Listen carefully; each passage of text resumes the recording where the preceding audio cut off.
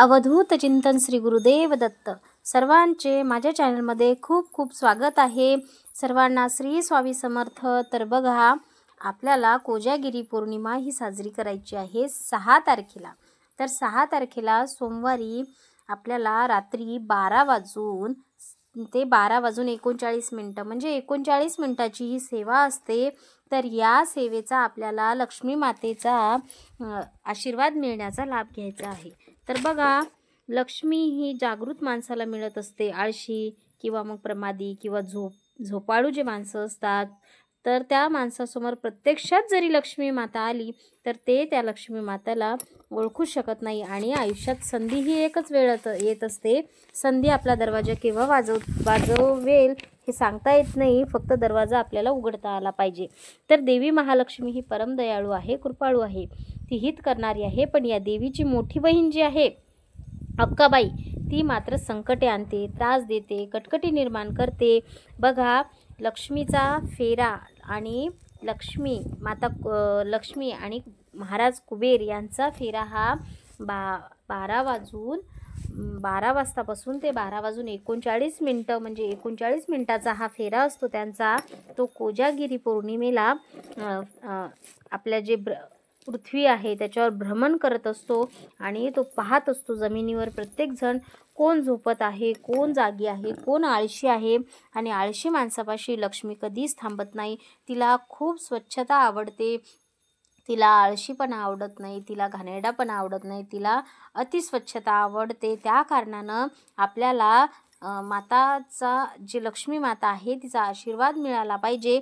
त्यासाठी आपल्याला रात्री जागरण करायचं आहे आणि जे दूध आहे ते दूध आपल्याला घोटायचं आहे आणि त्या दुधाचा आपल्याला प्रसाद या पूजेत दाखवायचा आहे. तर बघा, पूजा मांडत असताना एक करा, त्या दिवशी सकाळीच तुम्ही तुळशीपत्र तोडून ठेवा. म्हणजे दिवसभरात 6 वाजायच्या अगोदर तुम्ही तुळशीपत्र तोडून ठेवू शकता. त्यानंतर रात्री तुळशीपत्र तोडता येत नाही आणि आपल्याला नैवेद्य दाखवत असताना तुळशीचे पान नैवेद्यामध्ये टाकावं लागतं. त्या कारणाने तुळशीचे पानं आपल्याला तोडून ठेवायचे आहेत.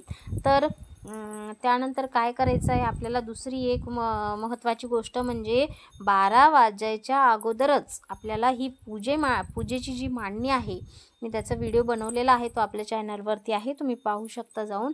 तर ती मांडणी आपल्याला करून घ्यायची आहे आणि त्यानंतर आपल्याला ती मांडणी व्यवस्थित करून 12च्या अगोदरच ठेवून द्यायची आहे.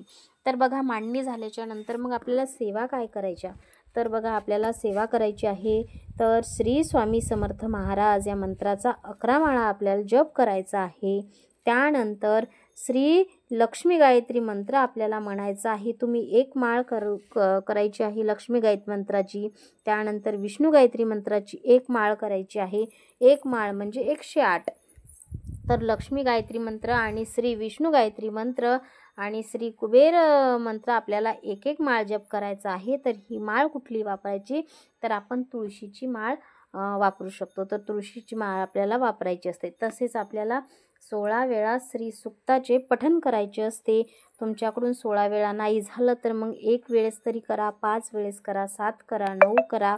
त्यानंतर श्री व्यंकटेश स्तोत्र आपल्याला 1 वेळा म्हणायचं आहे आणि गीतेचा 15वा अध्याय वाचायचा आहे.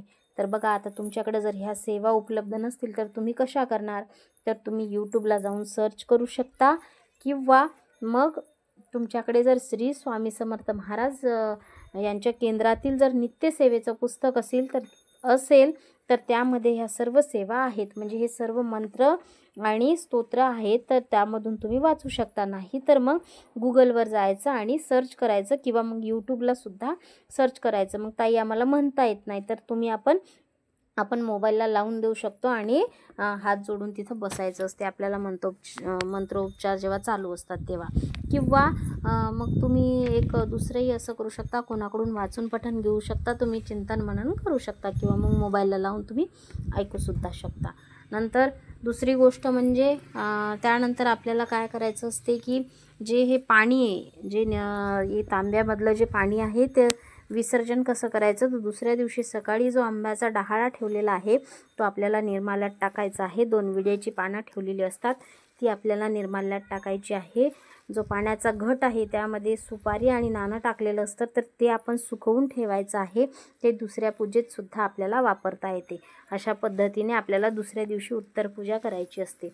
आणि रात्रीच आपले जेव्हा दूध 12 वाजतापासून ते 12:39 हे दूध आपल्याला, त्यानंतर माता लक्ष्मीबरोबर ही अक्काबाईसुद्धा पौर्णिमेच्या दिवशी अनेक झोपलेल्या आळशी लोकांवरती रागवत असते. आणि पण जे जागरण करत असतात त्यांना सुख समाधान संपत्ती लाभते असे म्हणतात. कोण जातोय म्हणजे कोण जागत आहे, कोण झोपलेला आहे, यावरून या पौर्णिमेला कोजागिरी हे नाव पडलेले आहे. याच पौर्णिमेला कोजागिरी असं आपण म्हणतो. या पौर्णिमेच्या रात्री देवाचा राजा इंद्रही पृथ्वीवर फिरत असतो आणि पूजा कोण करीत आहे किंवा नाही हे पाहत असतो.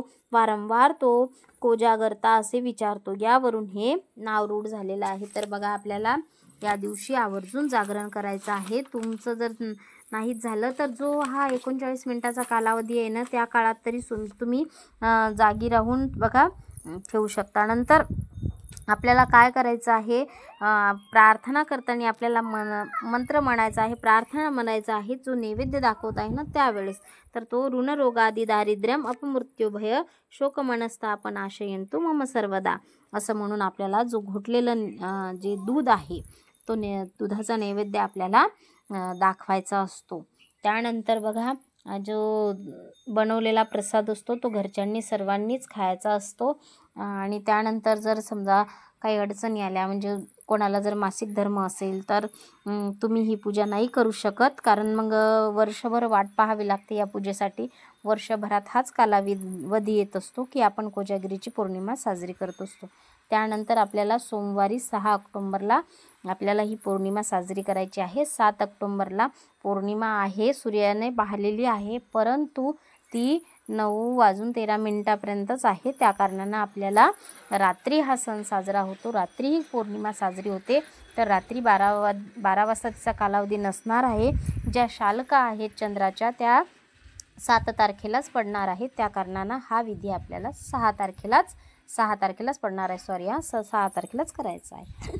तर माझे व्हिडिओ तुम्हाला जर आवडत असतील तर चॅनलला लाईक, शेअर आणि सबस्क्राईब करायला मात्र विसरू नका. पुन्हा भेटूया एका अशाच नवीन व्हिडिओसोबत. तोपर्यंत श्री स्वामी समर्थ.